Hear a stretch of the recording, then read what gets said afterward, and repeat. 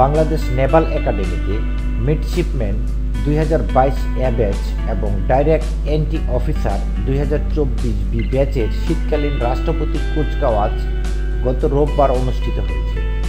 কুচকাওয়াজ অনুষ্ঠানে নৌবাহিনী প্রধান অ্যাডমিরাল এম নাজমুল হাসান প্রধান অতিথি হিসেবে উপস্থিত থেকে কুচকাওয়াজ পরিদর্শন ও সালাম গ্রহণ করেন।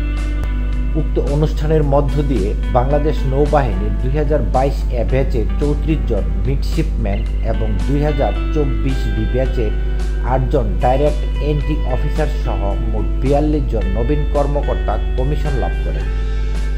উল্লেখ্য, নৌবাহিনীতে কমিশনপ্রাপ্ত কর্মকর্তাদের মধ্যে 7 জন নারী কর্মকর্তা রয়েছেন।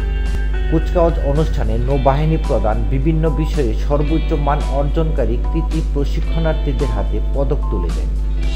সদ্য কমিশনপ্রাপ্ত নবীন কর্মকর্তাদের মধ্যে মিডশিপম্যান 2022 এ ব্যাচের মিডশিপম্যান তৌহিদুর রহমান জয় বিএন সকল বিষয়ে সর্বোচ্চ মান অর্জনকারী সেরা চৌকস মিডশিপম্যান হিসেবে সোর্ট অব অনার লাভ করেন।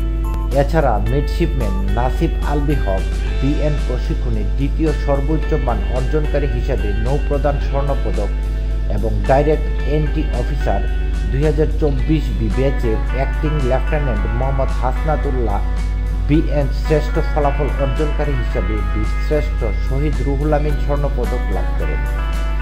পরে সদ্য কমিশনপ্রাপ্ত নবীন কর্মকর্তারা আনুষ্ঠানিকভাবে শপথ গ্রহণ করেন। নৌবাহিনী প্রধান তার ভাষণে বলেন, বাংলাদেশ নৌবাহিনী দেশের আশা আকাঙ্ক্ষার প্রতীক। দেশের সমুদ্র সীমা ও সমুদ্র সম্পদের সুরক্ষা এবং ম্যারিটাইম ইকোনমির বিস্তৃতিতে নৌবাহিনী অগ্রণী ভূমিকা পালন করছে। বর্তমান সময়ের সঙ্গে তাল মিলিয়ে প্রযুক্তিগত উৎকর্ষ সাধন ও প্রশিক্ষিত জনবল তৈরির মাধ্যমে কারিগরি দক্ষতা বৃদ্ধি করা হচ্ছে। নৌবাহিনী পরিচালিত শিপওয়ার্ডগুলোতে দেশীয় প্রযুক্তিতে জাহাজ নির্মাণে সক্ষমতা অর্জন করায় দেশের অর্থনৈতিক চাকা গতিশীল হওয়ার পাশাপাশি বৈদেশিক মুদ্রার সাশ্রয় হচ্ছে।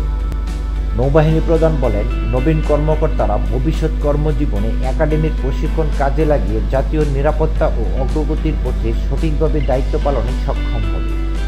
দেশের সেবায় আত্মনিয়োগ ও ক্রমবর্ধমান চ্যালেঞ্জ মোকাবেলায় তাদের পেশাগত উৎকর্ষ ও আধুনিক প্রযুক্তিতে দক্ষতা অর্জনের নির্দেশনা দেন।